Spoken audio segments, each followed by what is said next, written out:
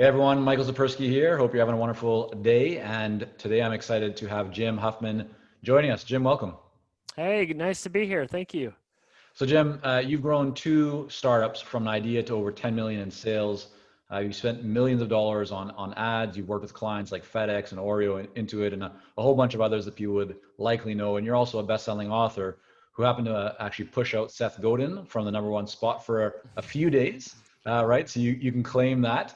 And we'll get into kind of all that and break it down here for everyone to make this really valuable. But let's kind of start off your early years because it appears that you pretty clearly have an obsession with marketing and growth. Um, where did that come from? Like, kind of take us back to your early years. What were the starting points of your, you know, I guess connection to marketing and interest in growing it? Yeah, well, it's kind of interesting because I didn't start in marketing, I actually started in finance. I was a finance major. I worked at a small investment bank that did mergers and acquisitions. So all that means is small companies, it's a CEO that's about to sell his company from like 50 million to 500 million. And I was able to come in at that stage and help value the business. And what was interesting is if I'm lucky enough, I could be in that meeting, and I would never talk in the meeting. I was an analyst. I'd only talk if the numbers were wrong and they'd yell at me, but hopefully they weren't. But you'd be in these meetings, there'd be MBAs, there'd be lawyers, but the most impressive person in my mind was always the entrepreneur who took this idea and grew it and turned it into something. And I was like, I want to be on that side of the table. That's who I want to be working with or working for. And so I actually left investment banking, and this was like 2010, and that's when I kind of got into startups. I was like, I just want to be along for the ride. So I joined a startup. I was essentially an email marketer, copywriter. So I go from doing formulas in Excel to trying to come up with catchy subject lines. But what's nice, anyone who's kind of worked at a high growth company, I think I was employee 29 at this one. I was there until employee 150. Like if you're able to survive it, you can get a lot of responsibility in a short amount of time. So I was able to do some stuff well on the email side, like, okay, let's figure out SEO. They launched an e-commerce division. Okay, Jim, that's you, go figure it out. And just by being somewhat okay with drinking from a fire hose, you get exposure to all these things. And if it's a company that's doing well, you get to see a lot of things. Yeah. And then from there, I then went up to New York. I went to work for another startup, and I was kind of now this head of marketing, head of growth. And so I was figuring things out. I got connected with a few venture capital firms like, hey, you should talk to these other founders that need some help with growth. And that actually led to me like doing some consulting. I started teaching at this place called General Assembly, which is continued education for professionals. So it was just all kind of was a domino effect that led to this roundabout road of marketing and digital. So, but yeah, it was all from that interest of like being inspired by these entrepreneurs that were growing and selling businesses. So let's talk about marketing from a mindset perspective for a moment, because I'm your firm, Growth Hit, you put a large emphasis on ROI, right? Return on investment. But what I've observed and I find interesting is that many small business owners, many entrepreneurs, many consultants view marketing initially more as an expense than they do as an investment, right? With an expense, you look at it and go, okay, well, how much is it going to cost me? And essentially there's a reluctance to putting more money into marketing because a lot of people view it as, I don't know if it's going to grow and I don't know how much result I'm going to get from it. Uh, but when you look at those funded startups or just anyone that's really focused on growth, it seems that they're embracing this idea and this notion of investing more into their marketing, knowing that that's going to actually help them to grow. So can you just kind of talk about that for a minute in terms of your perspective around the mindset of marketing as an investment rather than an expense?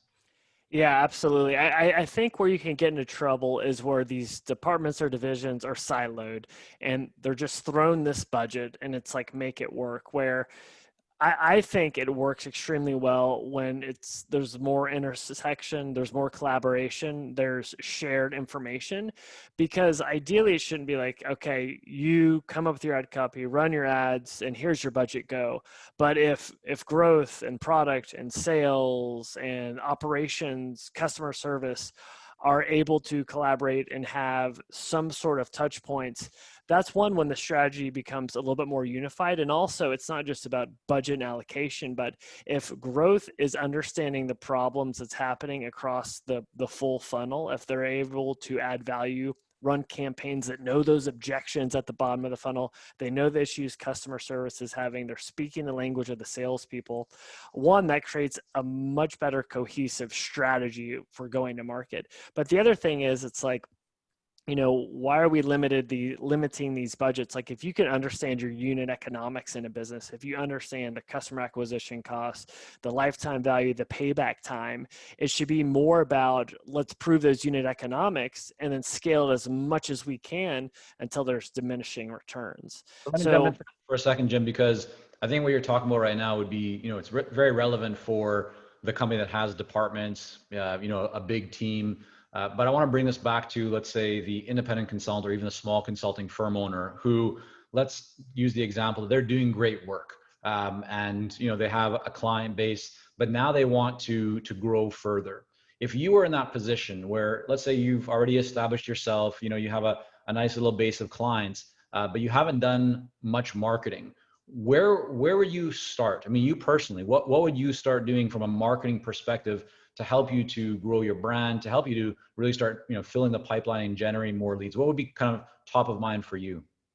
yeah, well, first I'd want to be very honest with, okay, what is my actual goal? Is that 10 more clients? Is that 50 more clients? Is that 2 more clients?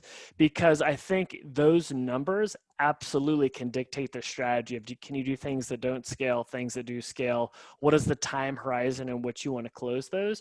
So if it's me starting out and I'm an agency, and let's say your monthly retainers over 5 to 10K, your annual revenue from one client could be very strong. So I would want to do a bottoms up approach, almost like an ABM, account-based marketing strategy, where if I know, like, okay, I love SaaS companies that do over, X amount in revenue or have X amount in funding, or their Alexa ranking is between, I don't know, 6,000 and 700,000 or whatever. So, they have enough traffic. If you can pinpoint your persona, I would want to try and get an exact customer list of who are the heads of marketing, the CEOs.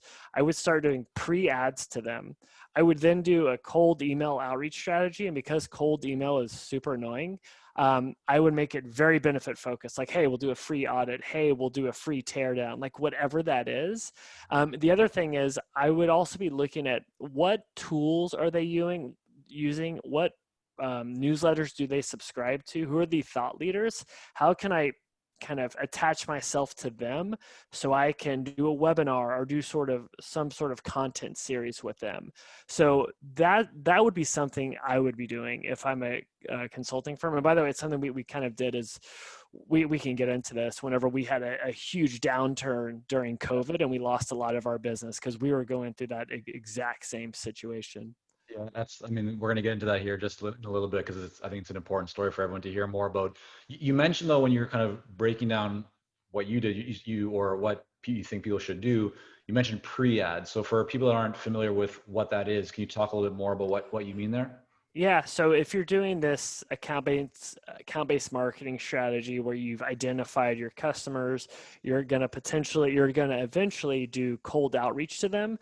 Mhm. But whenever they see your name or brand come in the inbox, you don't want them to be like, who the heck is Growth Hit? Ideally, if 2 weeks before you send that cold email, you can run an ad to them, but I would not make it an ad that's trying to sell at all.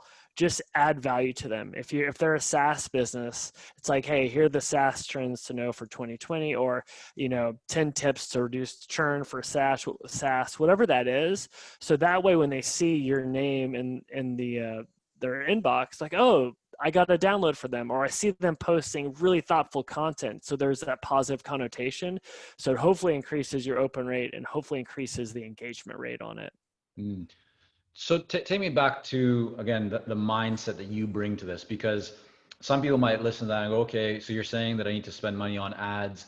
I need to kind of really get in front of these people beforehand. Maybe I should just send them emails instead of spending the money on ads to begin with, because I'm not sure how much to spend, and so on and so on. When you look at this, I mean, I'm just kind of guessing here, but because it's probably the way that I look at it as well. It's, okay, you're gonna have to spend, you're gonna invest some money into this, but the value of one client. So if we take, let's say, the agency example of people paying you between $5,000 to $10,000 a month, right? I mean, you're talking about a $60,000 to $120,000 client. So it's okay to spend a few $1,000s, a couple $1,000s, whatever it might be, to get things moving if it's gonna help you to increase your overall, response rates and number of conversations and therefore number of deals and clients that you pick up. Is that how you think about it? Or is there something else that you kind of tell yourself in terms of being prepared to invest money in marketing? No, that's absolutely what I think about. It's like, okay, I'm going to spend this money, but if you close one deal, you're going to pay yourself back in 1 month.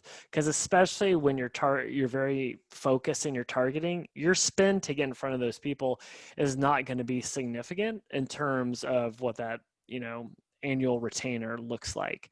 The other thing is, if you're a little apprehensive to spend your dollars on ads or on making content, you could, instead of investing money, you could invest your time, right? So that's one thing I did when I was starting out the agency was, okay, I have some connections with some interesting accelerators, interesting VC firms. What if I just told them, do any of your clients need free work? I'd love to help out. Because a lot of times it's about building your reputation. It's about building your case studies. And you might do such a good job, they'll be like, okay, we'll pay you just to keep doing it. And so that's another thing that you could do. But obviously, when you're doing free work, you want to be cautious with, is there a potential light at the end of this tunnel? Is there a potential ROI in this, as opposed to being taken advantage of, I guess.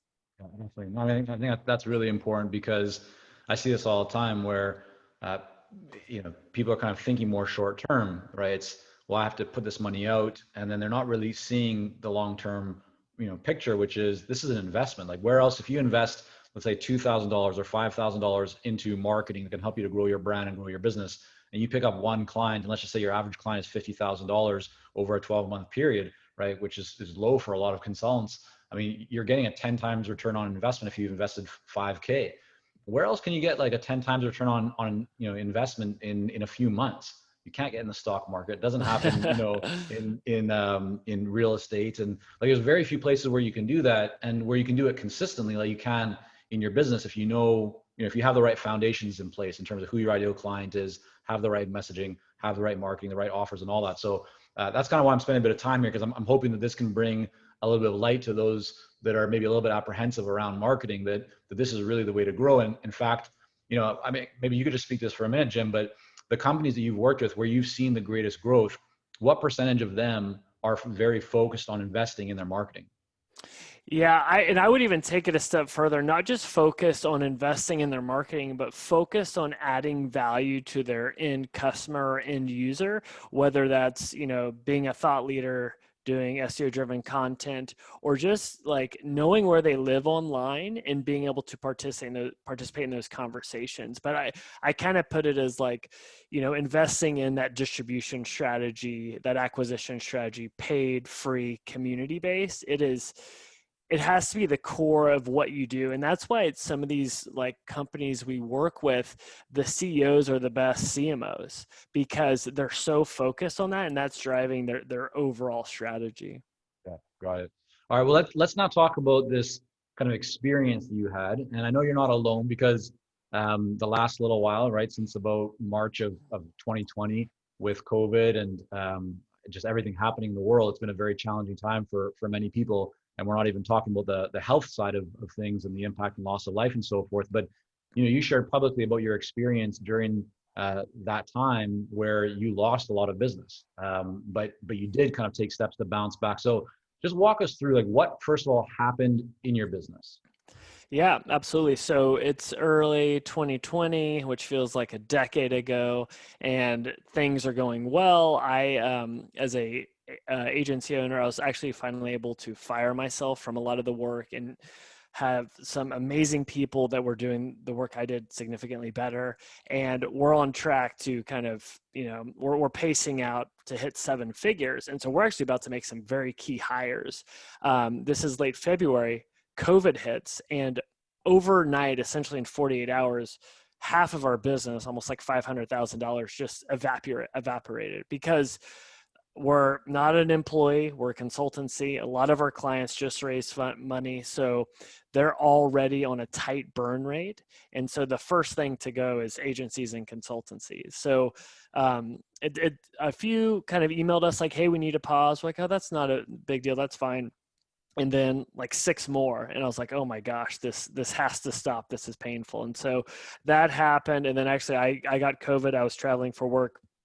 I gave it to my wife, and as you and I talked about, I have two daughters, one that's about to be one that's just over 3, and so we have no childcare. We have COVID, trying to take care of them, and my business is collapsing. So it was an interesting March for me, for sure. I mean, we're healthy. Luckily, we didn't have any respiratory issues, so I can't really complain. There's so many other people going through much worse stuff. But for me, relatively speaking, it was definitely a big kind of shift. Talk to me about, yeah. So without hitting too much on the health side, just kind of keeping us a little bit more focused to you first, um, from a business perspective and kind of a mindset and just a human perspective. As you're getting those emails, like what's going through your mind when one after another clients are saying, hey, let's pause, let's stop, let's whatever. Just walk us through, share with us like what you're actually feeling inside as you're getting those emails. Oh yeah, at first it's denial, and then it's like, oh, that's only just a couple, and then you're just like helpless. It's like, oh man, this is going to be everybody. And I was able to like kind of default to a game of math and numbers. I'm like, okay, we've lost half our business. How are we looking on burn rate? How are we looking on monthly revenue? Just trying to figure out the numbers of how are we from a sustainability standpoint Mhm. with our business. And that's also when I was like kind of sick, so I couldn't even focus, because usually I think a lot of people, when your back's against the wall, you want to like act and do stuff. But luckily it happened on a Friday. I literally slept all weekend because I couldn't focus or stay awake for more than 2 to 3 hours. And then coming out of it, I think a lot of business owners, agency owners, you kind of put this pressure on yourself. You have to come up with the solution. You have to be the one that has the answers. I was like, what if I do the opposite of that? And I started setting up phone calls with who I thought were the smartest people I knew, and my executive coach. And I'm just like, I was very transparent. Here's my numbers. Here's the situation. What should I do? And I did that with my team as well. And from that, by getting everybody's thoughts and opinions, it helped me come up with my strategy. So kind of defaulting to being open rather than being closed, I think was something that worked out to be helpful. Yeah, I'm really glad that you're sharing that. So first, before you share with us what you actually did and the result of that, what was the advice that you got? What were you hearing from other people as you were talking to them? Yeah.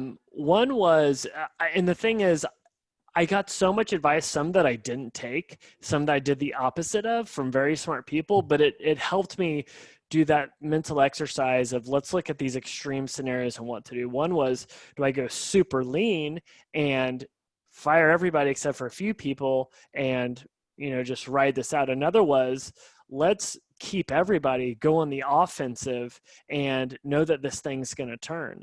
And the other thing is, do we change our offering? Do we make different services for people? Do we price down? Or industries that are doing well, do we price up?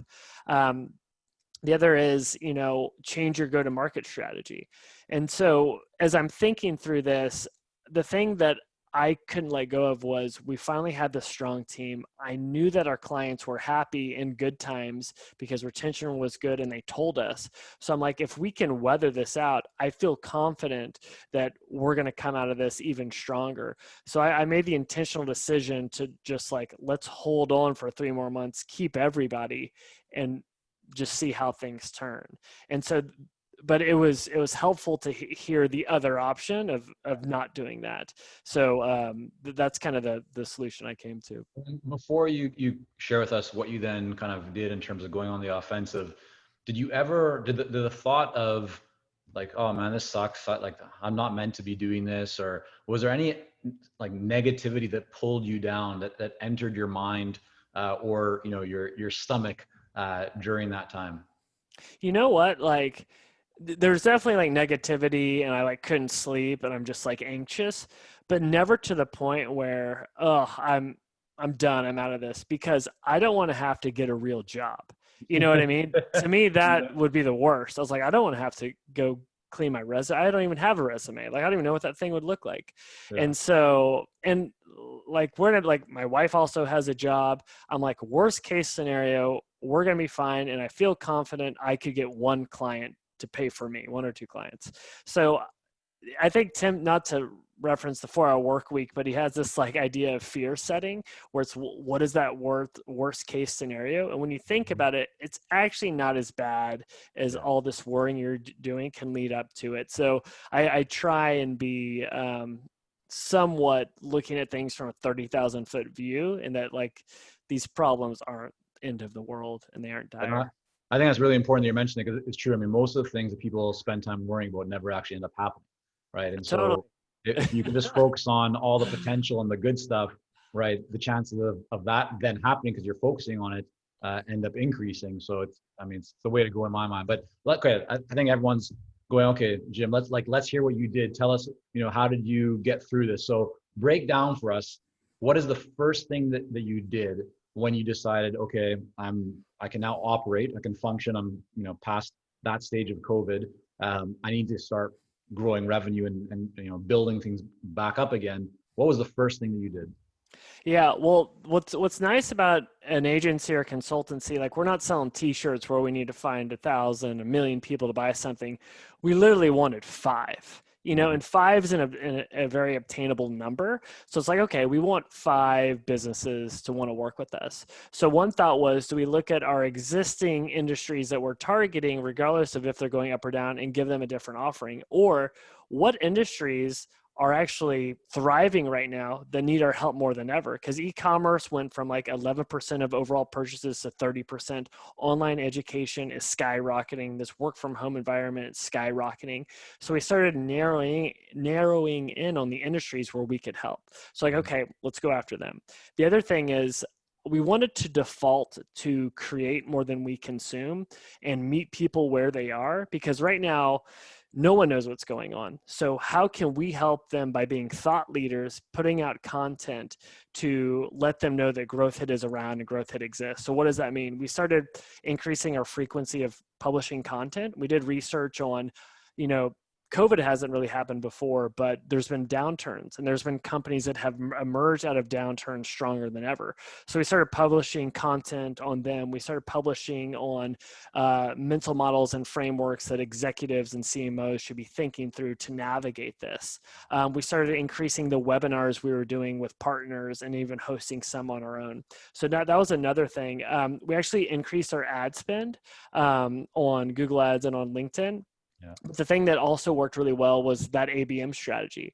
Once we outlined the industries that were doing well, we started building up our database of, okay, who are these companies? Who are the people these companies? And how can we get in front of them with this content that we're doing? And then also just like us as like an executive team publishing more on LinkedIn. So all of those things combined helped us get basically we were able to close the gap on what we lost in like 60 days, just by kind of doing a combination of those tactics. And I will Give commit. us an example, Jim, of like, let's say one of the companies, you don't have to name names Yeah. if you're not able to, but like, how did it break down in terms of, what actually worked? If you, okay, we landed this new client, where did it come from? What was the path for them? Was it a webinar? Was it emails? Kind of walk us through what that looked like. Yeah. Let's see. One of them, we kicked up our partnership with one of the tools that we use, and they were actually a referral source. So that one was actually kind of luck, not necessarily from what we did. So I'm literally going through the clients we closed in the past to get a good example for you. So the ABM strategy actually led to two of them, which was pretty significant for us. And those were both industries that were doing quite well. A third one actually came from our ad strategy. Let's see, the fourth one, that was actually a referral. And then the fifth one, that one was from a webinar from another partner. But Gotcha. so Yeah. I don't know if that's helpful to see the mix of it. Well, I mean, what I'm taking from that is, so you mentioned this kind of account-based management and kind of campaign approach, where essentially you're getting very clear on who the ideal client is, right? You're seeding with making sure that they're familiar or they at least know of your brand, and then you're getting in front of them with emails. And were there some phone calls in that mix as well, or was it just some ads and emails, or what did that look like? Yeah, and I can kind of give loosely like our funnel for that. So it's running the pre-ads, it's doing the email outreach. The email outreach is essentially us doing a free audit. And so once they say yes, we'll book a time, we'll do the free audit. And when we do the free audit, we're doing two things. One, we're giving value, basically giving them, hey, if we are running your site from a growth marketing CRO perspective, here's exactly what we would do. The other Mhm. thing we're doing is we're making an ROI model because we want to understand their traffic volume, their revenue per month, their existing conversion rate. Because if we can do what we say we're going to do and get like a 10 to 50% lift, we want to show that we more than pay for our retainer. And that is two things. It helps us qualify them as a potential great client for us. And two, it helps them see that, hey, this is a worthwhile investment for us. And then after we're able to do that, then it goes into the SOW and the contract phase. Got it. Um, so the other kind of, I think the overall theme that I'm taking away, so regardless of whether it was a referral or it was a webinar or it was ads or it was account-based kind of approach, what you didn't do was less, right? You increased your activity at a time when many people were decreasing their activity, right? You were spending more money on ads when a lot of people were cutting their ads. And I think that's really the lesson or the insight or observation for people to hear is you weren't just throwing a whole bunch of stuff at the wall and hoping that something was going to stick. You actually had a plan. You worked it. Doesn't mean that every part of the plan necessarily worked as quickly as you'd like it to, but you didn't sit back, right? You took action, and the main thing is you're getting in front of your ideal clients consistently over and over until things started to connect for you. Yeah, that's exactly right. And the other thing that I think I've been not so great at is sometimes being really decisive and moving quick. Because Mm-hmm. there's this thought, if you can make a decision and it's somewhat reversible and it's not going to kill your brand or hurt things, make that decision, yes or no, but very quickly. And so we defaulted, because we had to making swift and quick actions. And that's what led to testing and doing all these things. And by the way, we're still testing and doing those things. And where we see return, we're investing more. And where we don't, we're pulling back. But it definitely forced us to be swift and decisive, which I wish I could say I was one of those CEOs that was like that all the time, but I'm not. I'll sit on ideas for weeks or months, Yeah. and not act. Well, I mean, so that actually is like a perfect transition to my next question, which is as you're talking here, I'm thinking, okay, what did you learn from this experience that you can now apply going forward, right? Because there's always that silver lining, and there's no such thing as, quote unquote, like a mistake or failure as long as you're learning from it. It's just a learning experience. So here, one thing it sounds like you hit on is the importance of making decisions maybe a little bit faster. What else? Like now that you've passed through, you've gotten kind of back up to where you were before, close to it, or maybe even exceeding it. Um, if you look at what happened in that situation, is there anything that you have put into practice and into place that would help you so that that same issue wouldn't happen? Is there anything that you wish you would have done? What are the lessons learned that you think others could benefit from? Yeah, 100%. This one is the biggest for me, and I think a lot of consultants or agency owners are in this boat where you don't necessarily have a repeatable and scalable way to get new business. Because I fell into that category. It's like, oh, we got a referral today. Cool. Or like, hey, look, a lead came in. We don't know how that came in, but let's get on the phone with them. And that was fine because times were good and we were at like full capacity. But the second we lost half our business, and we're like, okay, we need to get more business. Like, we are a growth marketing agency and we didn't have a repeatable, scalable way to do that. Like, we are truly the cobbler with no shoes. Yeah. And so it made us get very disciplined in what are our growth levers, what are the actual acquisition costs on those, and how do we pull those. So it's made me so much more focused on that. Also, I was doing a lot of offline workshops and teaching that led to some business that went away. So we not only didn't have repeatable, scalable ways to grow, our main source of new business went away. So it made us get really focused on that. So now we actually have a model where we know our acquisition costs on each channel, and we're constantly testing that. And so that's been a big one. The second one is this is a little on the operations side, but really having a healthy cash reserve. So when you're in a position like this, you have a war chest to be playing offense. We were lucky that we didn't make those two hires we were going to make. So we were already overextended. So when we lost half our business, we weren't completely killed because we already had healthy margins because we hadn't made those hires yet. Had we made those hires, the cash management game would have been a little bit tougher. And so when you're looking at your cash right now, what is kind of the number that you have from a percentage perspective, or you know, the amount of money that you are always looking to have in your reserves? Yeah, we want to have over 6 months of cash reserves in the bank to operate. The problem is, as you hire, that bar goes up. So, but 6 months is kind of the goal. I'd love to be at 12 months as well, but with everything that's gone on, 6 months is kind of the goal. Got you. Okay. So, and now when you look kind of going forward, if there was one area of your marketing that for your company, you know, you're really focusing in, that you're seeing great results with, what is it?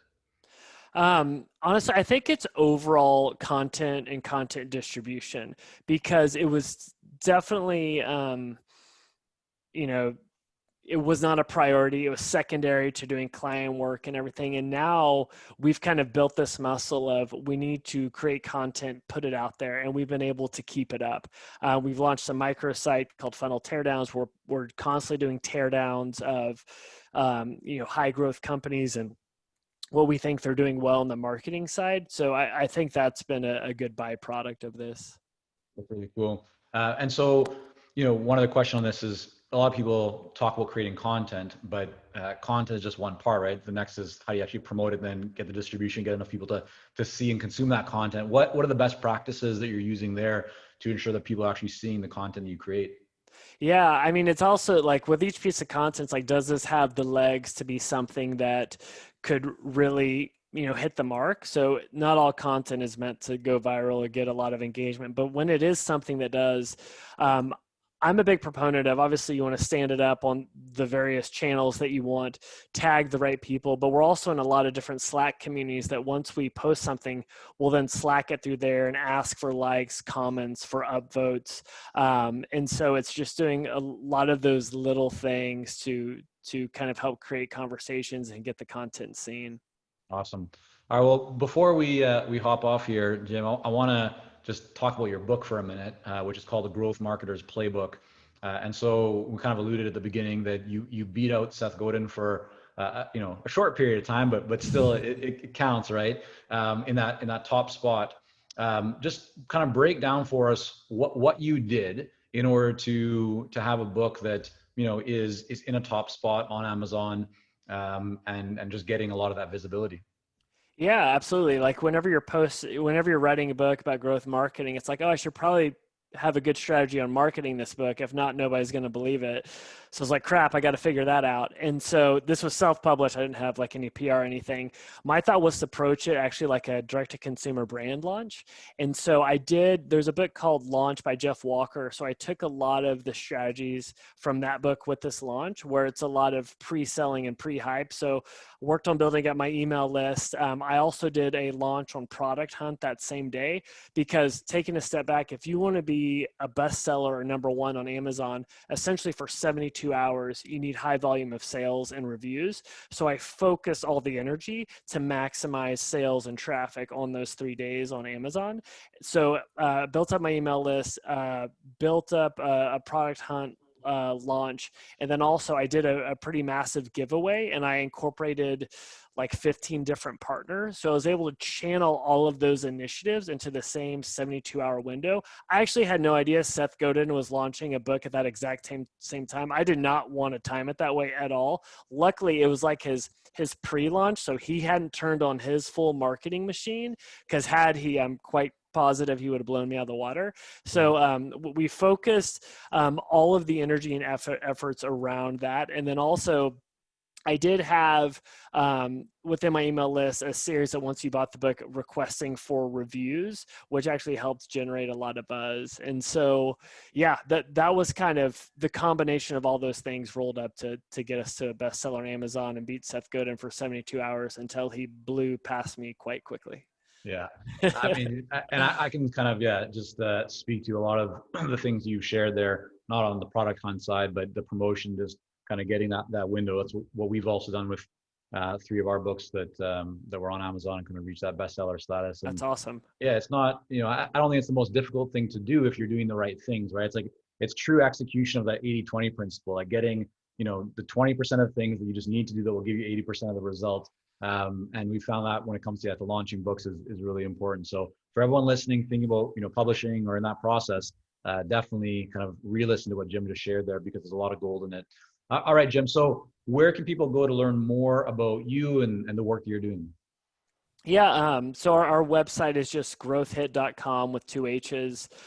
Talks about us. I have a blog, jimwhuffman.com, where I talk about some stuff that I'm working on, and then I'm on Twitter at Jim W. Huffman. But and yeah, my email is just jim@growthhit.com. But I'm always around and available and love bouncing off ideas off of people. So yeah, love Good to stuff. connect. Fantastic. Jim, listen, thanks so much for coming on here, sharing your story, and glad that you and your wife and the whole family is healthy after that. I'm sure it must have been a really scary, kind of challenging time, and glad that you got through it and you've bounced back both from the business side and health as well. Well, cool. Thank you. Yeah, appreciate it. And same to you. Looks like you're doing pretty well yourself. Thanks, Jim. All right. Take care. You too.